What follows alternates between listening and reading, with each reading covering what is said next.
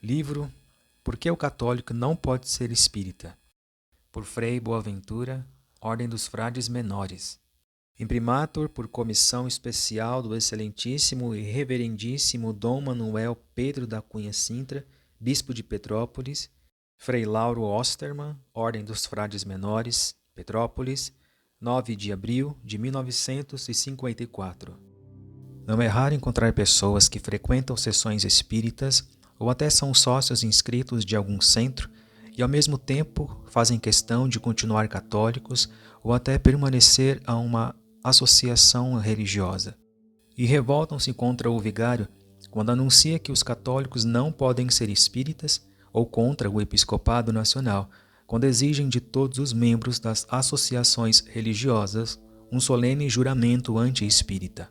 Pensam que não há incompatibilidade entre catolicismo e espiritismo e explicam que nas sessões espíritas também rezam as mesmas orações da igreja, que muitos centros têm até algum santo como patrono, que nos centros há imagens de santo católicos, que os dirigentes espíritas falam também devotamente de Cristo, que citam passagens da Sagrada Escritura, que recomendam muito a caridade, que não são contra nenhuma religião, mas respeitam todas, que o Espiritismo nem mesmo quer ser religião, mas é pura ciência e filosofia, que o próprio presidente do centro anunciou outro dia que católicos, para serem espíritas, não precisam deixar sua religião, que numa sessão alguém até mesmo recebeu recomendação de continuar a frequentar a igreja, receber a comunhão e mandar dizer missa por a alma do falecido fulano. Por causa de tudo isso, não compreendem a intransigência da igreja em proibir o espiritismo e continuam a frequentar as sessões e a evocar os mortos e a considerar-se bons católicos. Mas não sabem que estão sendo vítimas da habilíssima e falsíssima propaganda espírita. Não percebem que pouco a pouco vão perdendo a fé em Cristo. Não se dão conta que, na realidade, o espiritismo é, em sua doutrina, radicalmente anticristão. Não veem que toda aquela fachada espírita, os nomes dos santos inscritos no seu frontispício, os quadros e as estátuas de que lhe enfeitam as salas de sessões, as preces que aí se rezam, as piedosas recomendações de que quando em quando ouvem os poucos textos da Bíblia que citam, o próprio meigo, bondoso e doce Jesus que lhes é proposto, que tudo é puríssimo engodo, simples isca para atrair os católicos desprevenidos e incautos. O que os espíritas querem na realidade aí está, claro e insofismável, no artigo 1º de seus estatutos. A propaganda ilimitada da doutrina espírita por todos os meios que oferece a palavra escrita, falada e exemplificada. E que doutrina? É a negação radical dos fundamentos da doutrina cristã. Peço ao ouvinte que acompanhe o rápido cortejo que diante se fará entre a doutrina cristã e a doutrina espírita. Todas as doutrinas e negações aí imputadas ao espiritismo foram extraídas diretamente das obras de Allan Kardec, o pai, fundador, codificador e mestre supremo dos espíritas. Se o leitor desejar maior documentação, poderá encontrar na versão completa do livro Por que a Igreja Condenou o Espiritismo, da editora Vozes. Veja, pois, e julgue o ouvinte se é possível ser católico e espírita ao mesmo tempo. Ou católico ou espírita. O católico sabe que o homem tem uma inteligência limitada e que Deus é infinitamente sábio, podendo revelar-nos verdades que superam a nossa capacidade racional, e por isso o católico admite a possibilidade do mistério e aceita tais verdades sempre que tem certeza de que foram reveladas por Deus. O espírita proclama que absolutamente não há mistério e que tudo o que a mente humana não pode compreender é falso e deve ser rejeitado. O católico crê que Deus pode fazer de fato milagres para comprovar sua revelação. O espírita rejeita a possibilidade do milagre e dogmatiza que também Deus deve obedecer às leis da natureza. O católico crê que os livros da Sagrada Escritura foram inspirados por Deus e que, por isso, não podem ter erros em questões de fé e moral. O espírita declara que a Bíblia está cheia de erros e contradições e que nunca foi inspirada por Deus. O católico crê que Jesus enviou o Espírito aos apóstolos e seus sucessores para que os ajudasse a transmitir e conservar fielmente as verdades divinamente reveladas. O Espírito declara que os apóstolos e seus sucessores, o Papa e os bispos, não entenderam os ensinamentos de Cristo e que tudo que eles nos transmitiram está errado e falsificado. O católico crê que o Papa, sucessor de São Pedro, é infalível sempre que, em sua suprema autoridade, decide solenemente questões de fé ou moral. O espírita proclama que os papas só espalharam o erro e a incredulidade.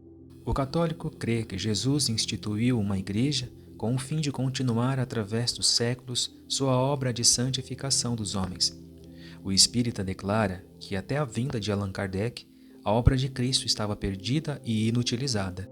O católico crê que Jesus nos ensinou todas as verdades religiosas necessárias e suficientes para a nossa eterna salvação. O espírita proclama que o Espiritismo é a terceira revelação, destinada a retificar e mesmo a substituir o Evangelho de Cristo. O católico crê que em Deus há uma só natureza e três pessoas, Pai, Filho e Espírito Santo. O espírita nega este augusto e fundamental mistério da Santíssima Trindade. O católico crê que Deus é o Criador de todas as coisas, realmente distinto do mundo e um ser pessoal e consciente. Grande parte dos espíritas afirmam que Deus é uma alma no mundo e que os homens são partículas de Deus, professando assim um perfeito panteísmo. O católico crê que Deus é libérrimo para criar ou não criar o mundo e fazê-lo como melhor lhe parece. O espírita dogmatiza que Deus devia necessariamente criar toda a eternidade e deve fazer todas as almas iguaizinhas. O católico crê que Deus fez o mundo do nada com um simples império de sua vontade onipotente.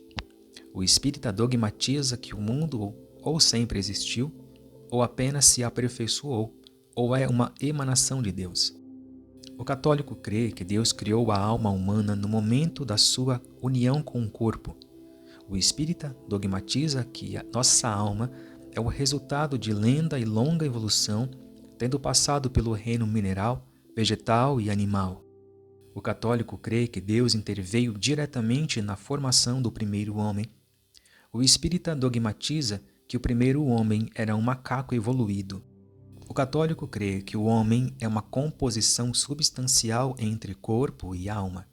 O espírita dogmatiza que é um composto entre perispério e alma, e que o corpo é apenas um invólucro temporário, um alambique para purificar o espírito. O católico crê que a alma é um espírito sem matéria. O espírita dogmatiza que a alma é uma matéria quintessenciada. O católico crê que todos os homens são irmãos e filhos de Adão e Eva. O espírita dogmatiza que Adão foi apenas um mito e nunca existiu. O católico crê na existência de anjos, seres espirituais mais perfeitos que o homem. O espírita dogmatiza que não há anjos, mas apenas espíritos mais evoluídos e que eram homens. O católico crê que uma parte dos anjos, os demônios, se revoltou contra Deus, sendo condenados ao inferno. O espírita dogmatiza que não há demônios, mas há apenas espíritos imperfeitos, mas que alcançarão a perfeição. O católico crê que Jesus Cristo é verdadeiramente o Filho unigênito de Deus, a segunda pessoa da Santíssima Trindade, Deus igual ao Pai e ao Espírito Santo. O espírita nega esta verdade fundamental da fé cristã e dogmatiza que Cristo era apenas um grande médium, nada mais. O católico crê que Jesus fez verdadeiros milagres, por exemplo, ressuscitou mortos, para comprovar sua missão divina. O espírita nega as ressurreições e os outros milagres operados por Cristo. O católico crê que Jesus Cristo é também verdadeiramente homem, com corpo real e alma humana. Grande parte dos espíritas dogmatiza que Cristo tinha apenas um corpo aparente ou fluídico. O católico crê que Maria Santíssima é mãe de Deus, isto é, de Cristo, que é Deus, e por isso imaculada, sempre virgem, e assumida ao céu em corpo e alma. O espírita nega e ridiculariza todos os privilégios da excelsa Mãe de Jesus.